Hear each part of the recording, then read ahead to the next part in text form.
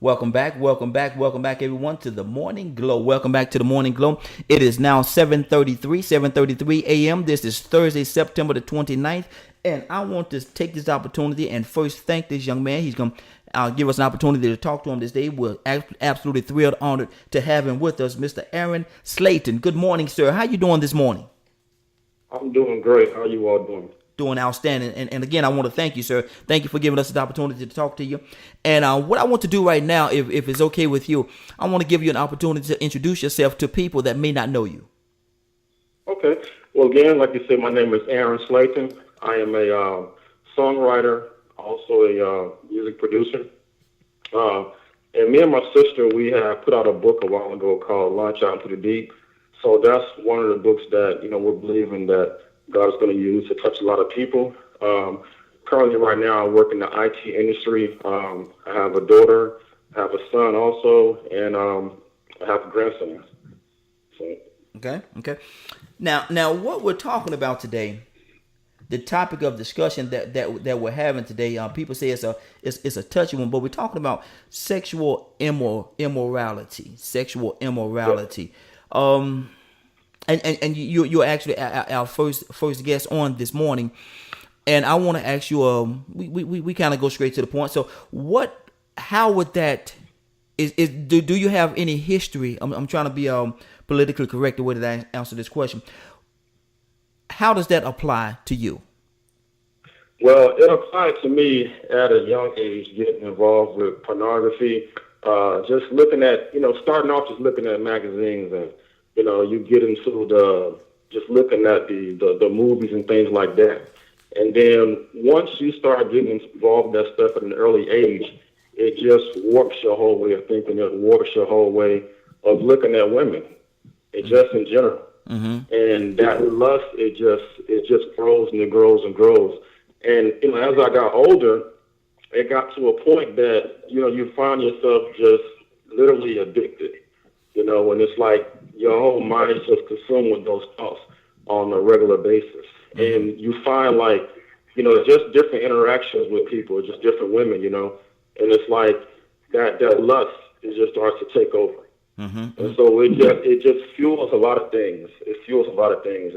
Like I said, the way you think and just how you interact with different women, different things like that. So for me, like I said, it started at an early age, and as I got into adulthood, continuing to look at the pornography, and that fed a lot of the sexual immorality, the fornication, and things like that. Okay. Now let me ask you this question, and you say you got into it at a young age. So how did that impact the relationships that you had while you was going through this process?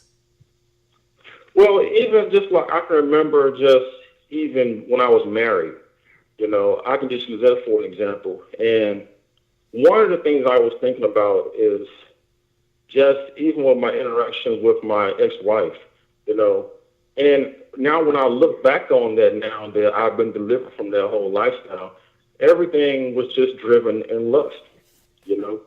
It was like I can even think about like there was really no even sexual purity in the marriage. It was just lust, everything driven by lust. I mean, she didn't even know at the time that, I was going out and getting the pornography movies and, all the different things like that. So again, it just changes, the way that you look at a lot of things, and your mind is just consumed, Mm-hmm. by those things. So it was just a crazy situation, Okay. when I look back on it and just look at the darkness that I was in at that time. And I want to ask you a question. Do you think was there a point in a time while you was going through that, and it makes my heart feel so good to know that you've been delivered from that, brother. I applaud you for that. But during the course of that time, was there a point in your life whereas you painted an unrealistic expectation as to what is your sexual experience is supposed to be compared to some of the videos that you was watching? Oh yeah, definitely, definitely. I mean, and that's one of the things. That's a good point because that's one of the things that actually happened in my marriage, my ex-wife. So you see all these movies, and you have again these false, like you said, expectations because you see all the different things they're doing in the movies, and who can compete with that? No woman can compete with those different movies. And so then you want your wife or your spouse to do all these different things. And so you can go on to the movie, you can get all these different women, the different shapes, the different sizes, the different races, whatever you want, and then you want your wife to compete with that. And it's just impossible. So it just warps your whole mind. And the thing is, as time progressed, unfortunately, you got into, later on during this time, I'm divorced now, and I find myself on the chat lines, meeting women up the chat line. Then I find myself meeting random women online on the internet. And so and it was just all being fueled by the lust. And to see the one thing that people don't understand, you can never completely fulfill that lust. Never. That's right. There's nothing you can do to fulfill it. It's always going to want more. It's always going to require more of you that you can't give it. Cassandra, what's on your heart right now? Yes. Aaron, first of all, I just want to applaud you for being so transparent. Yeah. And you and your sister, I love your transparency because this is happening every day. We know that the numbers as far as pornography and sexual immorality are so high in the church. I'm not talking about outside the church. And for you to just open up and share your life like this, you are truly blessing somebody right now. There's a woman that's in that situation where she's being asked to do the crazy stuff. Guess why? Because I talk to those women on a daily basis. There are men out there that's battling this, and they're keeping it a secret, and it's under the covers, and nobody knows. But let me tell you something. Sooner or later, what's being done in the dark will come out. Somehow Absolutely. That thing will get out. Absolutely. So it's better to be delivered. But thank you so much for being so transparent. Good deal. Amen. And I just wanted to say on that, like you were saying, keeping it in the dark. It was just I got to a point where it had to be exposed. I knew that this was going on too long. I knew that the call of God on my life was being diminished greatly because of the sexual immorality, the pornography, and those different things. So I went to a men's meeting in my church, and I just stood up and said, "Hey, this is the problem I have." And I remember on that day, the minister said that, you know what, he's not the only one. There are some other guys dealing with this stuff also. So several other guys came up. Now, unfortunately, during that time, I went right back. And to make a long story short, I was with one of the ladies at a Red Lobster. I told her if I don't stop what I'm doing, I'm going to end up dying early. That was around last year, let's say around April. About 2 months later, I'm doing an Uber. This guy gets in my car. He says, I don't know how you're going to take this, but God wants me to ask you, when are you going to do what God has told you to do? He starts speaking into my life. He says, God wants to use you. He wants to transform you, but he says this right here that shook me to the core. He says, but God says there's death in your path. And he says that God is saying that it's not spiritual death because you're already spiritually dead. On this path, he says that you're going to physically die on this path. And I was shook to the core. At this point, the pressure was on. It's like, okay, I got to stop because if I don't, I'm going to put myself in the early grave. What in the world am I going to do now? And it was so much pressure. No 10 steps work. No willpower work. None of that. Well, here's what worked. I just had to, again, first of all, I was exposing it. This is my problem. And then I found myself prostrate on the floor in my room, praying in the spirit, praying in the understanding. And then one day I got up, and all of a sudden the chains were just gone. I didn't have the desire anymore. It was just the power of God that did it. Just broke all of that. Won't he do it? I can't even explain, but it was supernatural. Won't he do it? Won't he do it? Won't he do it? Yes, he will. Teal. It was supernatural. Teal, what's on your heart, Teal? Yes, sir. You know what? And I love talking to get different men's perspective on this because this is just awesome to me. Now, do you feel that, because there's a lot of divorce rates, especially in the church. Do you think that this is a hidden thing that a lot of men are dealing with? Because a lot of men will use the excuse, well, God, made us to love women. He made us like this. So why do you think that every man feels like they can't wait for the one God has for them, or they struggle with that, period, in general? And the thing is, too, is that when you get one of the reasons I think, too, is that you get your identity mixed up at an early age, and, it's like, you got to fit in. All the guys are saying, well, who they're sleeping with this person, they're sleeping with that person. And then if you're not sleeping with somebody else also, they look at you like, what's wrong with you? When really, when that person is holding out for the person that God has for them, they're actually doing the right thing. But in society, they say, well, that's the wrong way to do it. You need to sleep around, test out the field first, and then, but that's the best way of doing things. So when you have that all mixed up, and then you're looking at, you get married, and then you have a monogamous relationship that you want to be in, it makes it very difficult. You have all these images in your mind, and only the Holy Spirit can go and clean that stuff up out of your mind that you've seen for years and years and years. And it makes it very difficult. And like you were saying, it's widespread in the church.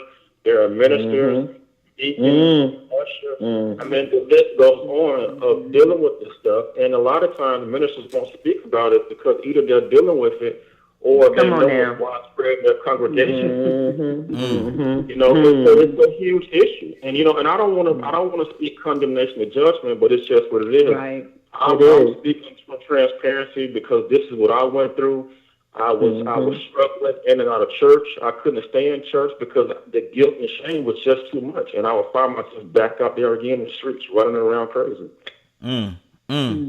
Now, Aaron, I heard you say something, and I don't want people that's listening to waver over that and not capture what you just said. You said there are a lot of people that's in leadership that's also struggling with this. Let's talk about that for a second. Yeah. And that's the thing, too, because when you have someone in leadership, again, like I was saying, that's dealing with these things, it makes it very difficult to go behind the pulpit and speak about these things, because one of the things is, too, like I was saying, that this pornography, and these issues, these things go back way, I mean, you got to look at really the core of the issue a lot of times, too. A lot of the times it's like, you can look at the thing on the outside, but behind the scenes, there's a core root issue of something that's really going on within that person, insecurities, rejection issues. For me, it was a lot of insecurities, a lot of rejection that I was dealing with, So for me, looking at this pornography would be like a weird way to say it, but it was like a release, and looking at these different things that I was dealing with at that time. So it could be a situation also with leaders got some really deep core issues that are going on that have not been dealt with. And then when you're a leader, it's like, well, who have you been accountable to? Who can you go and talk to and say, hey, man, I'm dealing with this. And if you don't, have an accountability partner, say, hey, this is what I'm dealing with. I need counsel. I need to step down, or whatever the case may be. Like you were saying, if you don't do it yourself, then eventually God's going to expose it. Exactly. A lot of times people just don't want to get in that position to say, hey, I have a problem. I need to sit down for a season or for however long so I can get help. Yeah, exactly. And a lot of times people just don't want to do that. Exactly. Cassandra, I know there's something on your heart right now. What is it? Yeah, and I think that it's a pride issue a lot of times when people won't just admit that, listen, I'm overtaken in this fault, and like Aaron said, I need help. That's hard for leaders to do because we're the ones that people are looking at. But let me tell you something. I respect a man or woman of God more when they can admit that they have a problem and then we deal with it. And we've seen this type of exposure on the church for the last, maybe 10, 15 years. We've seen it in large amounts.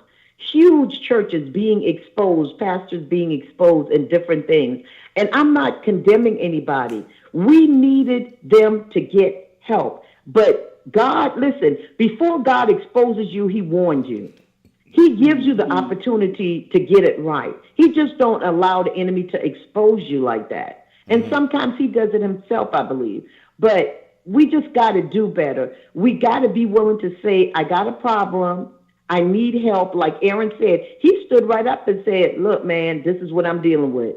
This is me. I need help. You know what I'm saying? But a lot of men would not have had what the fortitude that he had in him to do that. Now, Yeah, it took a lot, but I thank God because there's nothing I can boast within myself, right? Yes, because exactly. I can remember laying in my bed like, my God, I want to be free from this. It was like chains and bondage and strongholds, all of it, yokes, everything. And I was like, how in the world am I going to be free from this? And then I remember I would tell somebody, it's like the insanity of sin was that I got to a point that I said I can't stop, so I'm just going to indulge.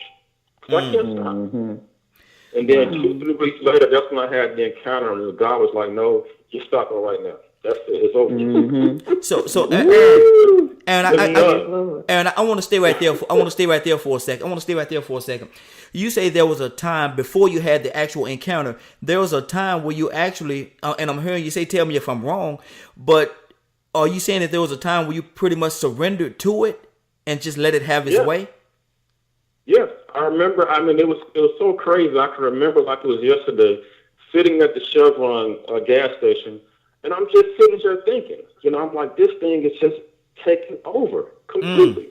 And I literally sat there thinking in my mind, I cannot stop. So you know what? I'm just going to indulge. Wow. I'm just going to go all out. I'm just going to go for it. And whatever that means, meeting different women, going online, go to the parties, all that. I'm just going to go all out. And about 2-3 weeks later, boom. And the guy says, he spoke those words, and I'm sitting in my car just crying. Like, my God. I knew at that point it was over with. I had to stop. Now, I don't know what... But that's just... Go ahead, Cassandra, go ahead. But that's like any addiction. That's like any addiction. It's like you can't satisfy just what Aaron said. It's like you're going for that bigger high. And I hear drug addicts tell me that all the time. Man, I'm going after that next big high, but I never reach it. It's like you constantly trying to reach it again and again and again. And that's why the addiction continues. So to me, a sexual addiction is no different from an alcohol or a drug addiction. Exactly. You know? Exactly. Yeah. And the thing I would tell people too, I said, I think the true deliverance came when I didn't focus so much on because like I said at first, there was so much pressure. I had to stop focusing on that and just really focus on Jesus. You see? Come on. And when I got to the point that I desired Jesus more than even wanting to be free from that sexual sins, that's when the deliverance came, because it was all about seeking Jesus, the intimacy with God. That was my focus, and that's where the true deliverance came, and that's where the true freedom came. And it's so liberating when I can speak about this now, knowing that I don't have those desires. And the enemy, he's coming in my dreams, he's attacking, he's trying to pull me back. But God is saying, don't worry about it. You stay under my wings. I've given you the strength. I've given you the keys. You will overcome. Come on, brother. Come on. Yeah. Amen. Now, let me ask you this, and we change our gears just a little bit. We talked about the pastors that's not addressing it because of the fact that they may be struggling with it themselves. But what about the ones that are that know that they have people that's fornicating, that's committing fornication in their churches, and they just turn a blind eye? Is that the same thing? Yeah, you can look at it the same thing. Because it's something that has to be addressed. I think when, in a position of leadership, preaching the gospel, you have to have a balance. It's just like someone speaking about prosperity or whatever the case may be. You have to have a balance, and you have to speak about those things, about sexual immorality. Whether there's fornication going on in your church, whether there's adultery going on in your church, people masturbating, pornography, whatever the case may be. And sometimes, I can probably imagine that a lot of times God is speaking to these pastors and saying, these leaders are saying, hey, you need to speak about this because this is what's going on in your church. But a lot of times people just don't want to address those things. But yeah, you can be the same. It can be like you said, the same thing. It has to be talked about because a lot of times people, I guess, they figure, well, it's not being talked about, it's not being addressed, so Can't be that maybe bad. I'm okay. Yeah, it's not that bad, you know. Yeah, and it's one of the biggest things that the enemy is using in these end times to really get the people of God off track, is sexual immorality. Exactly. Tia, what's on your heart right now? What he said, he's hitting it right on the nail. You know, a lot of churches won't deal with this issue because a lot of them are dealing with it. But, you know, here's my thing, and I have grace and mercy. I've been single, you know, for a long time and haven't, you know, I had been married before. So I know what it's like to be able to have it when you have to be celibate and wait. So I think people need to really address this issue. It's good for a single person to be able to tell another single person, you know, hey, you need to hold out, you need to wait for the person that you have. But when these married people who didn't wait are trying to tell that to a single person, it's kind of hard to receive. So I'm thanking God that he is raising up people. You know, don't tell me to wait when you set up and you didn't wait on yours when you got married. So people need to be real and deal with it. So I really think that it's awesome. And if you could speak on that part, being a single man, having to wait on God to send you the one that he has for you. Because a lot of men need to hear this. A lot of them have been told that this is just a man's thing. This is what we do. God made us this way. Back in the day, they used to have thousands of wives and concubines. You know, well, it's not that day anymore. And I really believe that God did allow us to have that type of life to be able to live and enjoy, but he saw we couldn't handle it. So he had to say, oh, got to switch the game, but we can't be doing this no more. But he does it to protect us. But if you could speak to help that man who is, you know, who's been told that, you know, the only way that this is just how we are. Can you speak to that heart of that man? Because there's a lot of men that are dealing with that. And they need to hear it from somebody who's been through it. Oh, yeah, and that's the thing, because as I went through the deliverance, as you just said, you know, it's all about, you know, when God takes you through the deliverance and he renews your mind, you know, he changes the way that you look at women. He changes your perspective. And so then you realize that, you know what, I can't wait on the woman that God has for me. I can't wait this thing out and wait on God instead of pursuing my flesh, you see, because I started thinking about this thing, and one thing that really caught me off guard was when one time my pastor said that, and some of y'all have never even had sex before. He said it's just all been lust, you know. And I thought about this. I said, you know what? I was like, wow. I said, he's right. I said, even when I was married, it was all lust, you know. And then God started dropping stuff in my spirit that, you know, when you think about sex, you know, in a monogamous marriage, you know, he said, you think about this thing, this worship unto God. And that kind of threw me off. I was like, wow, okay. I said, I'm thinking about this thing different now. I said, because you think about what was going on in the temple prostitutes, right? And they were having these orgies and stuff. And what they were doing, they were worshiping false gods, you know, through sexual acts. Because what the enemy does is take everything that God has and flips it, you know, so he can get worship, so he can get adoration. You see, so then God started taking me through this whole thing that changing my whole view of looking at sex, you know, changing my whole viewpoint. And it was like the real eye-opener during this whole process. And to realize that, wow, you know what? I can wait on the godly woman that God has for me. And it shouldn't be a hard wait. It shouldn't be a wait where I'm struggling, you know, where I'm struggling through these different temptations and things like that. And that is definitely possible. But here's the key. I have to keep my mind focused on God through the whole process. Absolutely. I have to keep my mind focused. Because if not, then I'll find myself right back out there again. And that's the whole key. You know, you can't just say, well, I'm delivered now, I'm good now. It's continuing daily. That's right. Daily to stay in the presence of God. And that's where I find my rest in, my strength to overcome.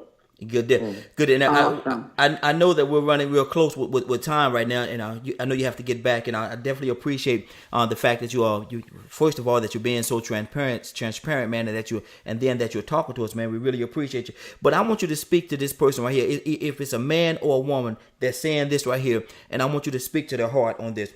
It's just porn. I'm not cheating. What do you say to that person? Well, see, you got to think. The thing people don't think about is when you open yourself up to those types of things, they don't realize the demons that are being released into the atmosphere. Come on. You see? So you bring that stuff into your house, and the demons are sitting right there just with you, interacting with you in your marriage. And you just opened up doors now for the demons of lust and perversion and demons of incubus and succubus to be right there in your presence, you see? And so it's not just porn. I mean, when you look at this thing, it's like these soul ties that are being developed during this process. And one thing somebody made me think about, they said, think about when you have, guys like to look at, lesbians and things like that, that whole interaction with porn. He said, but you got to think about it. He said the spirit of homosexuality is right there in the room with you. Even when you look at that two women. And I was like, wow, I never thought about that before, all that whole time. I said, so, you got to think about it. Those demons are still there in the room with you, so it's not just porn. And it's taking your marriage in a direction you do not want to go at all. Exactly. Man, you said it that time, brother. You said, Tia, Cassandra, you have anything to say before we end the conversation?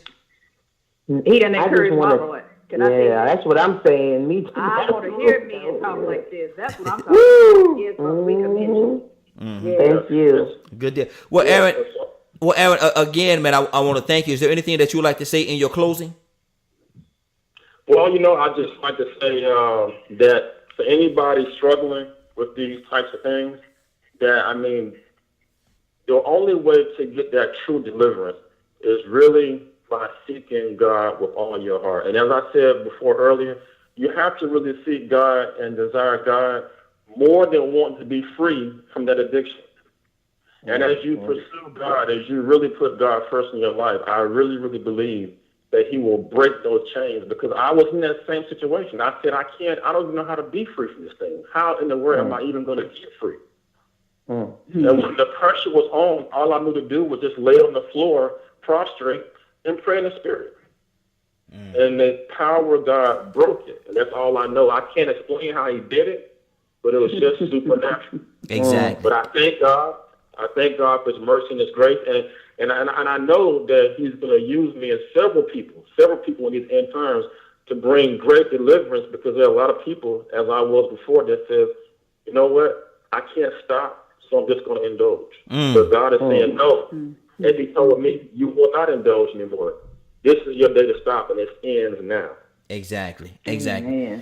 Cassandra, you want to tell them about 3? Yes, Aaron, today at 3 p.m. we'll be doing the rebroadcast of this entire program this morning. So if you know anyone that you may want to hear it, they can tune in to dkmradio.com at 3 p.m. and hear this show in its entirety. So once again, and it will be in our archives on DKM Radio, and you can go and listen to it as well and have people go there. But thank you so much for coming and being with us, and we appreciate you greatly. Absolutely. You're welcome, and thank you for having me. Hope you enjoyed yourself this morning with us. I did. You all have a blessed day. You do the same, sir. Thank you very much.